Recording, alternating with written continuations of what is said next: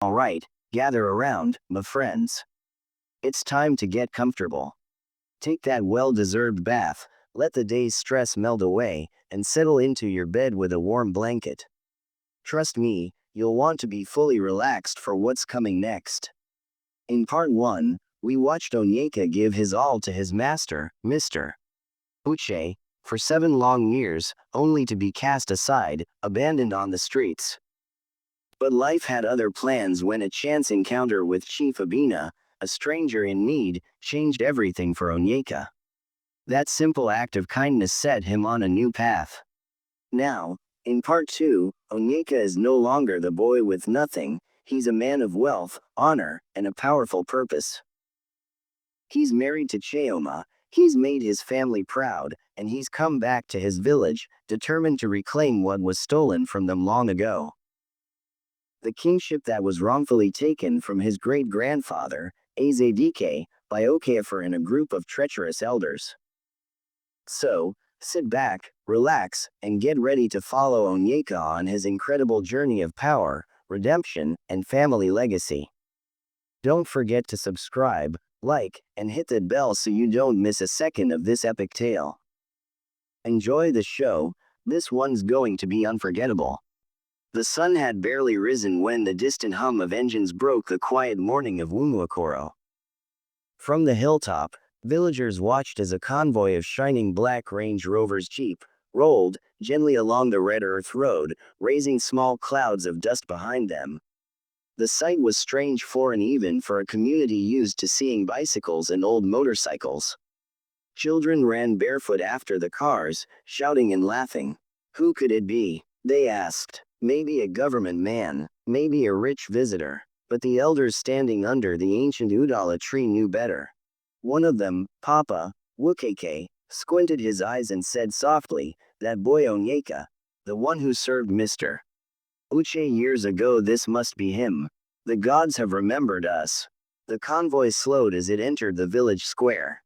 The lead car door opened, and a tall, well-dressed young man stepped out, wearing a fine native attire of white and gold embroidery. He looked around, his face calm but full of emotion. It was indeed Onyeka, the same boy who had once left this village years ago, heartbroken and penniless, after being betrayed by the rich man he had faithfully served for 7 long years. Now he had returned, transformed. The dust of poverty had been washed from his destiny. The villagers gathered around in awe. Some clapped, some whispered, and others simply stared. Is this truly Onyeka? Onyeka, the son of Manadoze. Ah, he looks like a prince. Onyeka smiled humbly and greeted everyone, bowing slightly to the elders, touching the heads of the children who reached out to him. He didn't come to boast, he came to give thanks. As he approached his family compound, memories of his childhood flooded back. The mango tree he once climbed, the broken fence he used to jump over, and the corner of the hut where his mother cooked with firewood. Nothing had changed much, except time. His mother, Mama Manadoze, rushed out when she heard the sound of the cars. Her hands trembled as she wiped them on her wrapper. When she saw Onyeka, she froze for a moment, then screamed with joy and ran to him. My son, Onyeka, my blood," she cried, hugging him tightly. Tears streamed down her cheeks. "The gods have done it. You have returned." Onyeka held her close. "Mama, it's me. I'm home." "Where is he?" he asked, his voice firm. Mama led him to the local health center, a small, worn-out building with cracked walls and leaking roof. Inside, the air was heavy with the smell of medicine and chemicals. Old fans creaked slowly overhead. Onyeka saw his father lying weakly on a rusted metal bed, his breathing shallow. "Papa," Onyeka whispered, kneeling beside him. The old man turned slowly, his eyes opening in disbelief. "My son, Onyeka, am I dreaming?" "No, Papa, it's me. I'm here now," Onyeka said, holding his father's frail hand. "You will be fine, I promise." Tears filled the old man's eyes. "One day, I knew you would make it, even when the world turned against you." That night, Onyeka could not sleep. He sat by his father's bedside, remembering the humiliation he once faced when he was accused of theft by his former master. The pain, the hunger, the loneliness, all of it returned in flashes. But now, he had the power to change not only his own story, but the story of his entire family. By dawn, he had made his decision. He called one of his men and said, "Prepare the car. We are taking my father to the city. He deserves proper care." Within hours, his father was admitted to Royal Cross Medical Center, one of the best hospitals in the nearby city. The doctors, impressed by Onyeka's calm authority, promised to do their best. Onyeka paid every bill in cash and stayed by his father's side, ensuring that nothing was lacking, not even the softest pillow. Back home, news of his action spread quickly across the village like wildfire. Onyeka took his father to the city hospital and he paid everything himself. They say the doctors were surprised. For many villagers, it was the first time they had seen someone from their land rise so high and yet still remember where he came from. Elders began to bless his name, women sang songs of praise, and children ran around chanting, "Onyeka has returned. Onyeka the Great." One evening, as Onyeka stood outside the hospital balcony watching the sunset, Chief Abina called him. "My son," the chief said proudly, "this is the true meaning of success when your light shines on others. You have done well. Your father will live to see the fruits of your goodness." Onyeka smiled softly. "I didn't do it alone, Chief. God used you to change my story. Now, it's my turn to change others." As the golden light faded from the sky, Onyeka looked toward the horizon, thinking of his village, the same village that once had no hope. He made a silent promise. "I will rebuild Wumuokoro. My people will rise again." And with that vow burning in his heart, a new chapter of destiny has quietly began. For weeks after his father's recovery, Onyeka could not rest. Every time he looked around his village, his heart ached.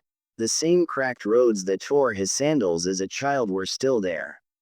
The same stream he once fetched muddy water from still served the whole community. At night, darkness swallowed every compound, and the air smelled of smoke from kerosene lamps. He had come back a wealthy man, but in his soul, he was still one of them. He could not enjoy wealth while his people suffered. One morning, as the rooster crowed and the mist still hung low over the farmlands, Onyeka stood before his father's compound, hands behind his back. His mother came out, carrying a bowl of soaked gari for breakfast. "Mama," he said softly, "I have been thinking. It's time to change this place." Mama looked at him curiously. "What do you mean, my son?" He smiled. "We will rebuild Wumuokoro. No more broken roads, no more dark nights. The people have suffered enough." His mother stared at him as if he spoke the words of a prophet. She smiled and placed her hand on his shoulder. "May the ancestors bless you, my son. You are truly your father's child." That very week, Onyeka called for a meeting in the village square. The sound of the Ikoro talking drum echoed through the hills, summoning the elders, women, and youths. When everyone had gathered, Onyeka stood in the middle of the square dressed simply in a white native attire. "My people," he began, "was born here. I fetched water from that same dirty stream. I walked barefoot on these dusty roads. But today, God has blessed me, and I cannot watch my people continue to suffer." The crowd murmured with excitement. Children sat on the ground, women leaned on their baskets, and the elders nodded thoughtfully. "I will build roads for us," Onyeka continued. "I will bring clean water to every household and light to every home. No one will go to bed in darkness again." The days of forgotten Wumuokoro are over. A wave of joy erupted from the crowd. Women ululated, men clapped, and some even knelt to bless him. "Onyeka, the son of Manadoze, may you live long. You are the light of Wumuokoro, the gods have remembered us through you." From that day, the village became a construction ground. Bulldozers rumbled through the red soil as workers began grading the roads. The sound of heavy machinery was strange to many who had never seen such things before. The smell of fresh asphalt filled the air, and for the first time, smooth tarred roads began to stretch through the village. Children ran barefoot on the still warm tar, laughing. Traders rejoiced, for they could now transport their goods easily to the nearby towns. Elderly men stood by the roadside every evening, shaking their heads in disbelief.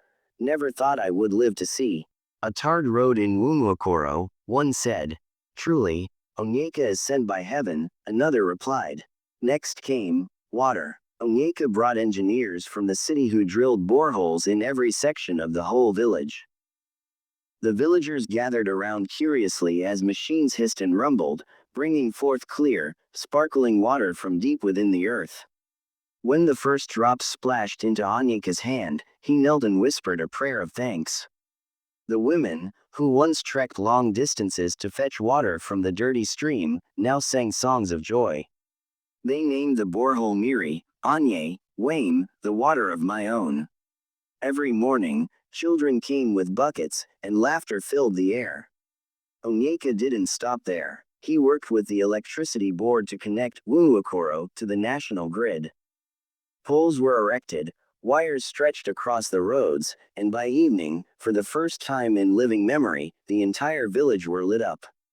When the bulbs flickered to life, people screamed in wonder. Light, we have light. Children danced under the street lamps.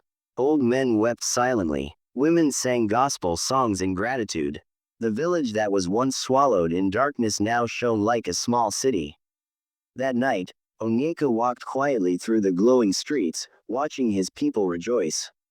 It was the happiest moment of his life. Beside him, his friend and mentor, Chief Abina, smiled proudly. My son, he said, you have done what even politicians fear to attempt. You didn't wait for anyone, you became the change. Onyeka nodded humbly. Chief, I didn't do it for praise. I just wanted to see my people live better like I do. Chief Abina placed a hand on his shoulder. That heart of yours will take you far, Onyeka. Far beyond what you can imagine.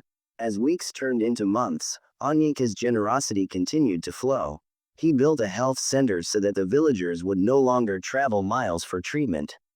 He renovated the primary school and gave scholarships to bright both poor students. He sponsored skill acquisition programs for the youth and helped women start small businesses.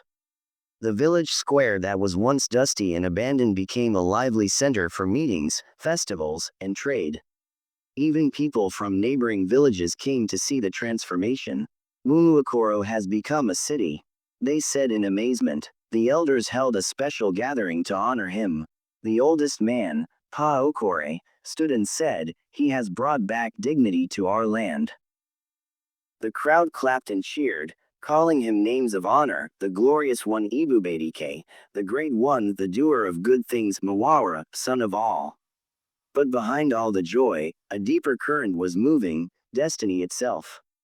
Unknown to Onyeka, his good works were stirring the attention of the ancient spirits of the land. The gods had begun to take notice of him, the rightful heir of a throne that had long been stolen. At night, when the new electric lights glowed softly across Wumuakoro, an old priest sat in his shrine miles away, staring into the fire. The flame danced and formed a faint image. The priest whispered to the wind, the son of a great man has returned. The blood of kings is awake once more. And in that moment, a quiet wind blew through Wumuakoro, carrying with it the scent of destiny. The rains had just ended, and Wumuakoro was green again. The roads Onyeka built gleamed with freshness, the water from the boreholes ran pure, and the hum of electricity at night was like a song of progress. The people were happy, yet beneath the joy, a strange tension had begun to rise. It started quietly. First, the royal family's crops failed, yam tubers rotted underground, and the king's cassava farm dried up while others flourished. Then, the king's prized rams died one after another without cause. Even the great Iroko tree that shaded the palace yard was struck by lightning during calm. Evening the villagers began to whisper. Something is wrong, they said. The gods are angry. At first, King Okafor ignored the signs. He was a proud ruler, descended not by right but by power. His great-grandfather had once bought the throne from corrupt elders long ago, after overthrowing Onyeka's great-grandfather, Ezedike, the rightful king.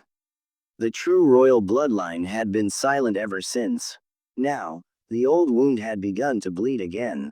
One evening, as the moon hung full and bright over Wumuakoro, the wind began to wail strangely.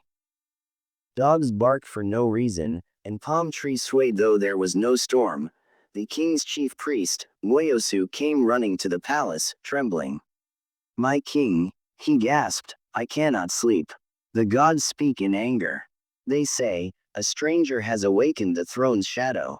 The king frowned. "What stranger?" The priest's eyes glowed faintly from the firelight. "Not a stranger of blood, my king. A son of the land whom destiny has remembered." One the king's heart skipped. "You mean Onyeka?" The priest hesitated, then nodded slowly. "The winds call his name." The king slammed his staff on the ground. "Never. That poor boy who once served a rich man in the city. He cannot threaten my reign. He builds roads and digs wells, and now people worship him. Ha, he will learn who rules Wumuakoro." But destiny had already begun to move beyond the king's control. The next morning, the village elders met under the Odala tree to discuss the strange happenings. Old men with white beards sat in a circle, each holding a carved staff as a symbol of authority. One of them, Pa Okore, spoke first. "My brothers, we cannot pretend not to see the signs. The palace tree struck by lightning, the dying animals, the rain that skips the royal farm, the gods are speaking." Another elder, Ikechukwu, nodded. "We must consult the oracle of Ohuhu, only the spirit can tell us the truth," and so, they agreed. They traveled deep into the forest to the ancient shrine of Ohuhu, the oldest and most powerful oracle in the land. The path was narrow, lined with sacred stones, and covered in thick mist. The air was cold, and the sound of distant drums echoed softly from the hills. The shrine priest, Azani, an old man with chalked eyes and a voice like thunder, received them. "Why have you come, children of Wumuakoro?" he asked, sitting before the sacred fire. "Our land is troubled," Pa Okore said. "The king's farm fails, the people are restless, and strange things happen. We beg the gods to speak." Azani closed his eyes and began to chant ancient words.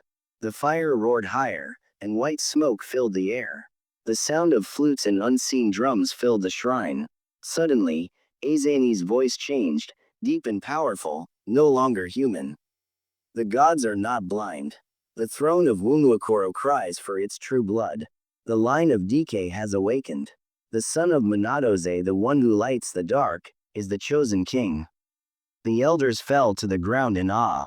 The flames burst into the shape of a crown before fading. Pa Okore whispered, trembling, "The son of Minadoze. Onyeka. The prophecy is clear." The priest nodded solemnly. "The one who heals the land is the destined to lead it. Tell your people, the gods have spoken." When the elders returned to the village, the news spread like wildfire.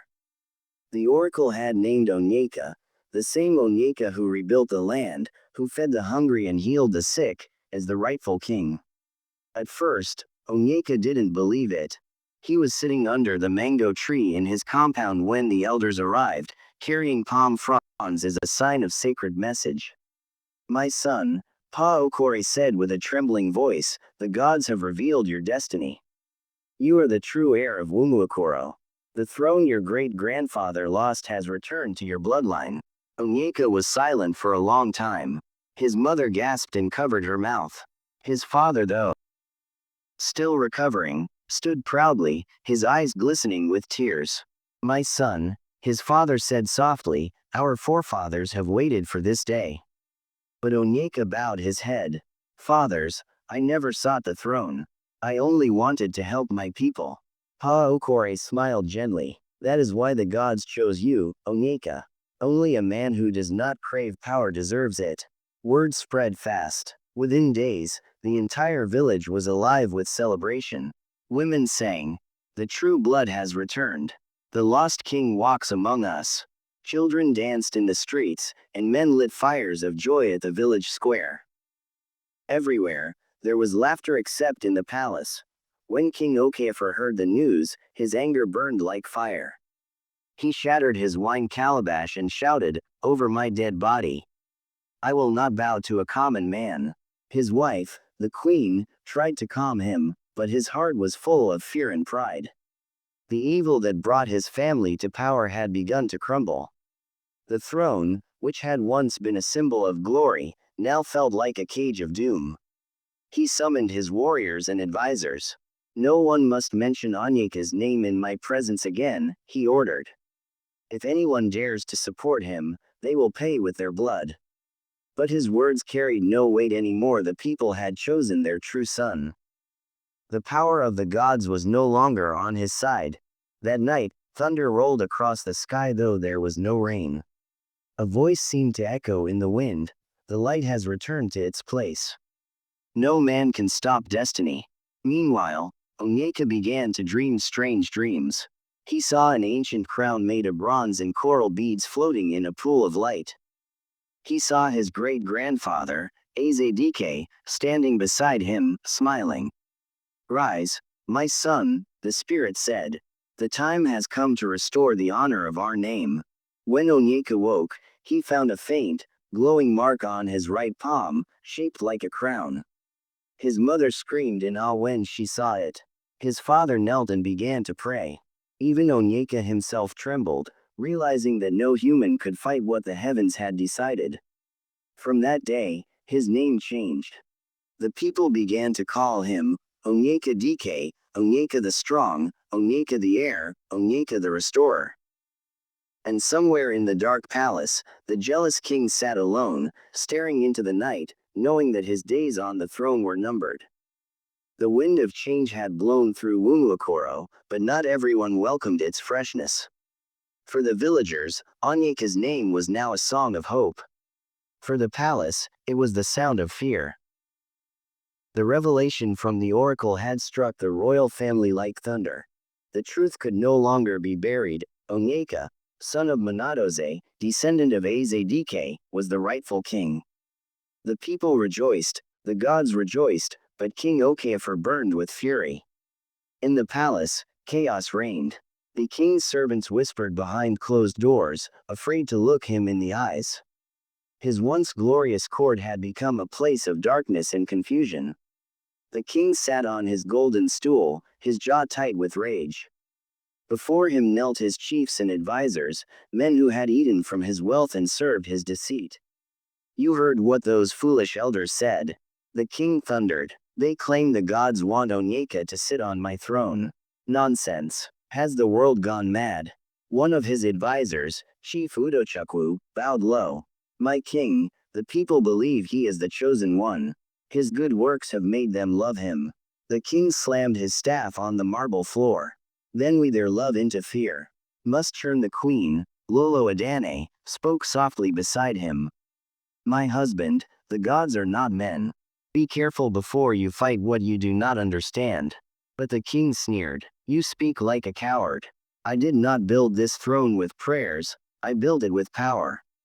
And I will keep it the same way." He rose from his seat, eyes blazing. "Send for the warriors, and find the Dibe. From Moray Forest, the one who calls the spirits of the deep night. We will see whose god is stronger." 3 nights later, under a moonless sky, the king and his loyal chiefs traveled secretly into the dark forest. The air was thick, the path lit only by the dim flame of a red lantern. At the heart of the forest stood a small shrine made of skulls and feathers. The dreaded native doctor, Dibe Joku, awaited them, his body covered in white chalk and black soot. "You seek power, your majesty," Joku hissed, his voice like the wind going through dry leaves. "I seek victory," the king replied. "The gods have turned against me, but I will not bow to a commoner." Joku smiled wickedly. "Then we must make a new covenant." He drew strange symbols in the sand, poured blood from a sacrificed goat, and began to chant. The flames danced wildly as dark spirits filled the air. "The one you call Onyeka will fall," Joku said. "But his fall will not come easy. His spirit is surrounded by light." The king handed over a bag of gold. Do whatever it takes. Joku nodded slowly. Then I must touch what he loves most. His family. Back in the village, Onyeka was unaware of the evil brewing in the forest. His days were spent inspecting projects and meeting the elders. His nights were peaceful, until one strange evening. As he and his wife, Sheoma, sat outside their compound, watching the stars, a sudden cold wind blew. The lamps flickered and went out. The air became heavy, and they heard faint whispers, like voices speaking from far away. "Who is there?" Onyeka called, standing up. From the shadows, 3 masked men appeared, carrying machetes. Cheoma screamed as Onyeka pushed her behind him. The men attacked, their blades flashing in the moonlight, but before they could strike, a blinding light burst from nowhere, bright and fierce. The attackers fell to the ground, blinded. When Onyeka opened his eyes, the men were gone, leaving only their masks and weapons behind. The villagers came running, shouting, "Who did this? Who dares attack Onyeka?" But Onyeka said nothing. He simply looked at the sky and whispered, "If the gods have chosen me, they will fight for me." The failed attack did not stop the king. He grew more desperate. He sent his men again, this time, to kidnap Onyeka's parents. It happened at dawn. Armed men broke into the family compound, tied up Onyeka's parents, and carried them away into the forest. When heard the news, his heart shattered. He gathered the villagers and searched for them day and night. But after 3 days, there was no sign of them. The villagers prayed, even small children wept for him. Then, on the 4th night, something miraculous happened. At midnight, a heavy storm broke out, wind, thunder, and lightning that shook the earth. By morning, the storm had passed, and Onyeka's parents were found sitting quietly under the sacred Iroko tree in the center of the village. They were unharmed, their ropes untied. They said they didn't know who freed them, only that a bright light appeared in the forest and a voice said, "You shall not touch the anointed ones." When the news spread, people shouted in wonder. The gods are truly with Onyeka. Even the king's guards trembled with fear. Some began to resign from service, saying they would no longer fight against a man chosen by heaven. Enraged, King Okafor returned to the shrine of Joku. "You said he would fall," he shouted, "but every time we strike him, he rises stronger." The native doctor spat into the fire. "His spirit is shielded. You cannot harm him unless his heart turns evil. And that will not happen." The king's face twisted with madness. "Then curse him, curse his wife, curse his house." Joku lifted his staff and muttered strange incantations. But as he did, the fire turned white instead of black. A voice thundered from the flames, "Touch not the son of Dekeg. His crown is not of man but of spirit." Joku screamed as his charm broke apart, scattering ashes around the shrine. The king stumbled back in fear. For the first time, he realized what he was fighting against, destiny itself. Days turned to weeks. The villagers had seen enough. They gathered in thousands at the village square, calling for peace and justice. Pa Okore stood before the crowd, his voice strong. "My people, how long shall we watch evil fight the innocent? The gods have spoken. The signs are clear. Onyeka is the light sent to restore our land. The time has come for the truth to reign." The crowd shouted, "We want Onyeka. We want our true king." The sound echoed through the hills, reaching even the walls of the palace. For the first time, the throne of the false king shook, not by war, but by truth. That night, the queen wept quietly. "My husband," she said softly, "it is over. You cannot win against destiny. Step down with honor before sham drags you down." But the king could not listen. His pride was his prison. He sat on his throne, clutching his staff, staring into the darkness, knowing that it was closing in. Meanwhile, Onyeka prayed. He knelt at his father's bedside, his heart heavy. "God of my fathers," he whispered, "I never sought this power. I only wanted peace for my people. But if this is your will, then let your hand fight for me." Suddenly, a calm breeze swept through the room, and the oil lamp flickered. His father, who had been silent, opened his eyes and said in a low voice, "My son, do not fear the storm. The crown that is yours will find you." The next morning, the sky was strangely clear. The air smelled of rain, yet no cloud was seen. Birds circled above the palace, crying loudly. The priests of the land whispered that the spirits had gathered, the day of reckoning had come. Yes, the old king would soon learn that no man can cage destiny, and that when the gods choose their own, even darkness bows. The sun rose differently that morning over Wumuakoro. It was as if the heavens themselves had washed the sky clean for a new beginning. The birds sang louder, the breeze carried a strange sweetness, and the hearts of the villagers were restless. Something great was about to happen. For days, King Okafor had locked himself in his palace. His eyes were red from sleepless nights, his mind troubled by haunting dreams. Each night he saw the face of Onyeka, calm, radiant, wearing a crown made of light, and each time he awoke in fear, drenched in sweat. The palace that once echoed with laughter and music was now filled with silence. Many of his guards had deserted. The chiefs who once praised him now hid from his wrath. The queen had returned to her father's house, unable to bear the coming shame. At the break of dawn, the royal gong sounded from the shrine of the gods, a sound no man could call without divine command. The high priest, Ominka, stood before the shrine holding the sacred staff of truth. His white wrapper flapped in the morning wind as he raised his voice, "The gods of Umuakoro have spoken. The throne of deceit has ended. The rightful blood of Azadike shall rise again."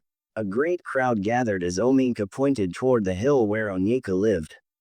"Behold the chosen one, the son of Monadozi, descendant of kings, savior of our land. Let him be called Eze Onyeka, the restorer." The people fell to their knees, shouting with joy, "Onyeka! Onyeka, the true king." When the message reached the palace, King Okafor trembled. He knew it was over. For the first time, he walked out without his crown or staff. Alone and broken, he went into the same forest where he had made his dark covenant, hoping for help. But the shrine of Joku was empty, the ground burned black, the idols shattered. A voice from the wind whispered, "You fought destiny. Destiny has conquered." The king fell to his knees and wept like a child. No one ever saw him again. At Onyeka's home, the elders arrived with drums, horns, and palm fronds, the ancient symbols of kingship. He stood before them, humble as ever, wearing a simple white cloth. When the high priest placed the sacred staff in his hand, the sky rumbled softly, a gentle thunder of approval. Haokori, the oldest man in the clan, stepped forward and said, "My son, when the gods choose a man, he does not run from the path. You have brought light where darkness ruled. You have fed the hungry, healed the sick, built roads and water, and restored peace. Now take this crown not as a symbol of power, but as a burden of service." Tears filled Onyeka's eyes. "My fathers," he said, "I am not worthy of this. I only wanted peace for our people." Ominka smiled. "That is why the gods chose you." The people sang and danced as they bowed down before King Onyeka and hailed him Igwe. Drums beat from every corner. The women ululated, the men shouted praises. The whole village moved in one great procession towards the palace, the same palace that once rejected his lineage. The coronation lasted for 3 days and 3 nights, just as it was in the time of the ancestors. On the first day, the people cleansed the palace. Every symbol of the old king was removed and burned at the 4 corners of the village. They washed the throne with palm wine and sprinkled it with the blood of a white goat, a sign of purity and new beginning. On the second day, the chiefs and elders came with gifts, yams, cows, coconuts, and fine cloth. The children danced around Onyeka's compound, singing songs of freedom. "Onyeka the restorer, son of the lion, the gods have found you worthy, our king forevermore." On the third day, the sacred crown of Ezedike, long hidden by the ancestors, was brought out from the hidden place. It was said to have been buried during the time of the overthrown, and only the true heir could wear it without pain. As Onyeka knelt, the high priest lifted the golden crown, glowing faintly under the sun. He placed it gently on Onyeka's head. For a moment, the world went silent. Then a great wind swept through the square, powerful yet peaceful. The trees bent as if bowing, the birds flew in circles above the palace, and a ray of light broke through the clouds, resting upon the new king. Onyeka lifted his staff and declared, "From this day forth, let all the generations know, Eze Onyeka, the restorer of light, king of Wumuokoro." The drums thundered. The people danced until tears streamed down their faces. Mothers lifted their babies high, shouting, "Behold your king. The sun of justice has risen." Under Onyeka's reign, Wumuokoro transformed into a land of prosperity. He built schools for children, a market for traders, and a health center so no one would suffer as his father once did. He repaired the old palace and turned part of it into a community hall where the people could meet and settle disputes peacefully. Electricity shone through the nights, clean water flowed through every household, and farmers were given seeds and tools to grow their crops. For the first time in decades, there was laughter in every compound. Even some of the former enemies, the chiefs who once served the wicked king, came forward, begging for forgiveness. "Your Majesty," they said, kneeling before him, "we were blind, deceived by greed.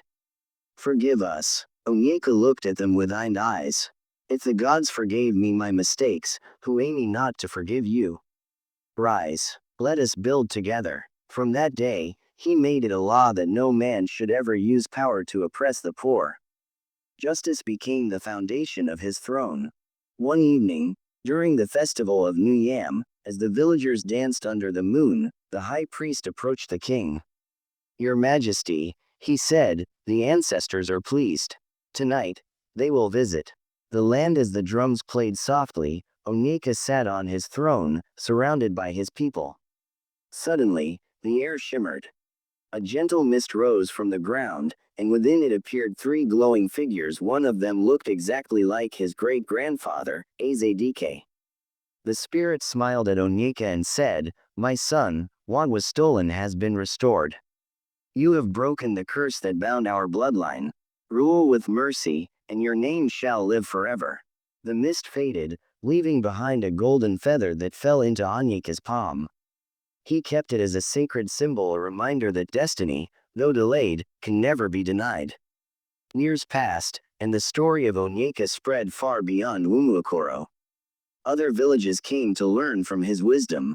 Traders, kings, and scholars visited his palace to seek counsel. Children grew up hearing tales of how he rose from poverty and a betrayal to become the king who restored light to his people. His name became a proverb. When the gods choose a man, no darkness can hide his star, and so, Eze Onyeka ruled with peace and wisdom. His reign became a golden age, one that united hearts, healed old wounds, and proved that destiny is stronger than deceit. One quiet evening, Onyeka stood before the garden he had built behind the palace. The same stars that once watched his suffering now watched his glory. Cheoma, his wife, came and stood beside him, holding his hand. "You've done well, my king," she said softly. He smiled. "It was never my doing alone. The gods only used me to right a wrong." As the drums of celebration echoed in the distance, he looked toward the horizon, where the first light of dawn began to rise, and whispered, "To every man forgotten by the world, your time will come. For destiny may sleep, but it never dies." And as the golden sun climbed over the hills of Wumuokoro, the people sang once more, "Onyeka the Restorer, King of Justice, may your reign never end."